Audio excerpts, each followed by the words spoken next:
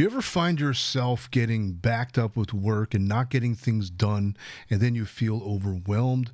It's because you're not prioritizing your tasks effectively.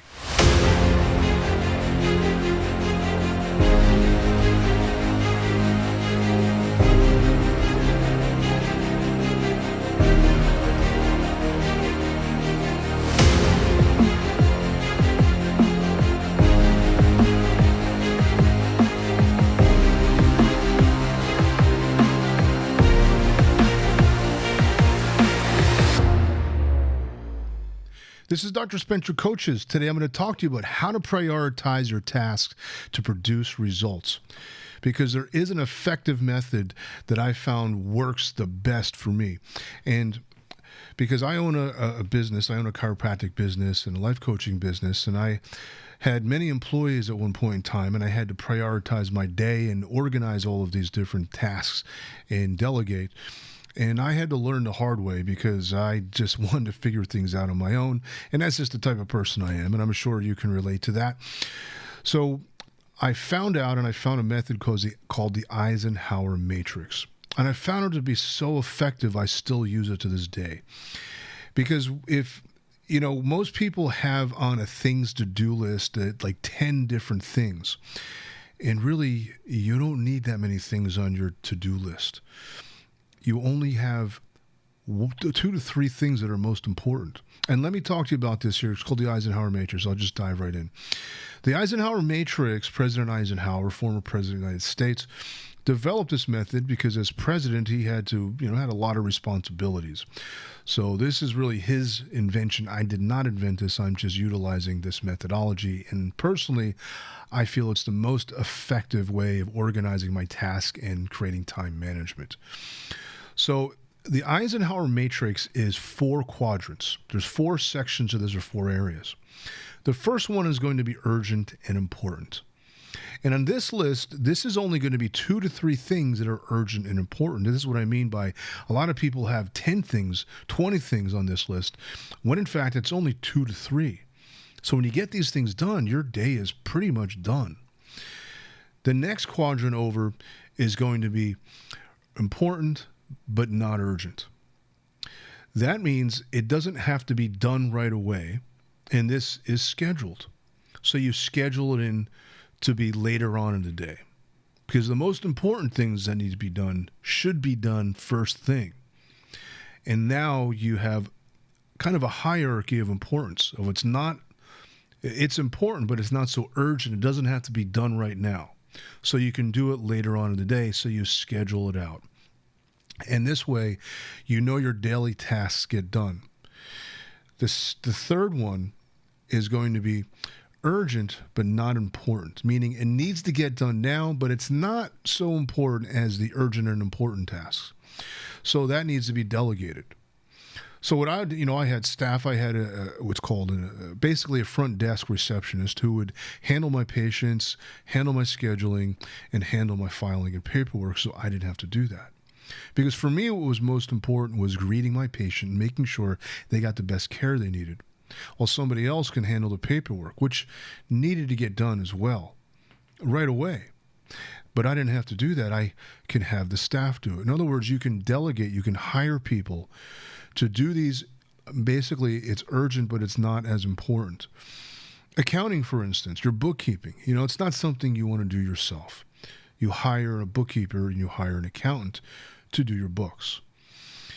A handyman, say the plumbing is out. You need to get it done. As soon as you can get it done is as soon as the plumber can come in. You don't want to do things like that. You want your bathroom work. That's pretty important. But you don't want to be doing that because you got better things to do with your time. So these are things that they're urgent but not as important as the important things and urgent things on the first quadrant. The fourth quadrant is going to be not important and not urgent. And these are the things you don't even need to think about. You just throw them out the door. And probably there's about 3 things on your 10 things of list of things to do that are not important and not urgent. It's kind of like, why do you even have them on your list to begin with? This has helped me organize my day, even in personal projects. in putting together these podcasts, in working out. I have certain things that I schedule out that I know I get done by the end of the day, but I also prioritize what I need to do during the day because there are some things that are more important and more urgent than other things. So this 4-quadrant system is quite effective. And I'm not saying this is the only system. I'm just saying this is a system that really works for me, and try it out. It's called the Eisenhower matrix. So just to review it, first quadrant is important and urgent. The second one is going to be important but not so urgent. The third quadrant is going to be urgent but not important. And the fourth quadrant is going to be not important and not urgent. Now, this is quite effective if you're a solo entrepreneur, or even if you're a housewife or a father who needs to take care of a family. What comes first, your wife or your kids? What comes first, your needs or the family needs? Things of that nature. When you write it out, you can actually see it. And when you see it, you get a different perspective on things. The lawn needs to be mowed. The bills need to be paid. Does it have to be paid today, or does it have to be paid by the end of the week? You know, any kind of project that you have, whether it's professional or personal, this matrix really helps out. And the reason why I bring this up is because, you know, if you have a long-term goal, sometimes a long-term goal can be overwhelming. Like, I want to open up a business or advance in my career, and I want to get that next level. Well, that could be a couple years off. I want to have kids, but right now I don't want to, a couple years down the road. Well, what do you need to do to prepare for that? How do you pave the road so when you get there, things aren't difficult for you? How do you set yourself up to win? Well, when you have goals, you have measurable, quantifiable steps that you can actually measure yourself and measure your progress, which gives you a sense of motivation and urgency of when things need to get done by when. So in other words, if you have a year, let's just use a year. If you have a yearly goal, you got to make sure your quarterly goals get done, because if your quarterly goals aren't getting done, your yearly goal is not going to get done. You're going to have to postpone things for another 6 months. Now, if your quarterly goals want to get done, then you need to get your monthly goals done, because if your monthly goals aren't done, then your quarterly goals aren't going to get done. If your quarterly goals aren't done, your yearly goals are not done. So you got to make sure your monthly goals are done. Your monthly goals broken down into weeks. If your weekly goals aren't done, your monthly goal is not going to get done, and so on. So you need to make sure your weekly goal is done. And then even further, your daily goals. If your daily goal isn't done, your weekly goal isn't going to get done. In other words, if your Monday's work isn't done, then you got to bring it over to Tuesday, which then compounds your work on Tuesday, making it more challenging to get your Tuesday work done, which then pushes work to Wednesday, which then pushes work to Thursday, Friday, and so on. And then you find yourself working on the weekends.